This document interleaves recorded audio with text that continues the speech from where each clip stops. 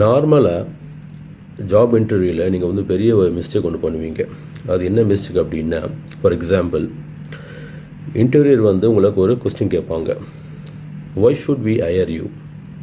அப்போ நீங்கள் என்ன சொல்லுவீங்க அப்படின்னா, I am hard working, I am passionate, I am a team player, இல்லைனா வந்து I am a quick learner அப்படி சொல்லிட்டு அதை ஒன்று சொல்லுவீங்க. ஓகே, அது சொல்லாமல் அதுக்கு பதிலாக நீங்கள் வந்து கம்பெனிக்கு என்ன பண்ணுவீங்க, அந்த கம்பெனிக்கு அதை பற்றி சொல்லுங்கள்.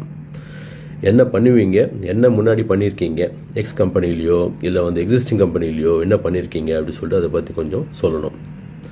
உங்களோட ஸ்கில்லு, உங்களோட ரிசல்ட் அதை ஓரியன்டாக வந்து சொன்னீங்கன்னா உங்களுக்கு வந்து சக்ஸஸ் ஆகிறதுக்கு ரொம்ப வாய்ப்பு ஜாஸ்தி இருக்குது. ஸோ அது ஒரு வாட்டி ட்ரை பண்ணுங்கள். அது வந்து ஆக்சுவலி நீங்கள் கொஞ்சம் ப்ராக்டிஸ் பண்ணணும். ப்ராக்டிஸ் பண்ணிவிட்டு அதுக்கேற்ற மாதிரி இன்டர்வியூவில் வந்து நீங்கள் ஆன்சர் பண்ணிங்கன்னா உங்களுக்கு 100% சக்ஸஸ். ஏன்னா வந்து இந்த கொஸ்டின் வந்து கொஞ்சம் வந்து டிப்ளமேட்டிக் கொஸ்டின், கொஞ்சம் சென்சிட்டிவான கொஸ்டின். நீங்கள் வந்து ஆன்சர் பண்ணும்போது கரெக்டாக வந்து அண்டர்ஸ்டாண்ட் பண்ணிக்கிட்டு அதை வந்து ஒரு என்ன சொல்கிறது, ஒரு ப்ராக்டிஸ் பண்ணிவிட்டு நீங்கள் வந்து இன்டர்வியூவில் சொன்னீங்கன்னா கொஞ்சம் சக்ஸஸ் ஆகிறதுக்கு ரொம்ப ஜாஸ்தியான வாய்ப்பு இருக்குது. ட்ரை பண்ணி பாருங்களேன்.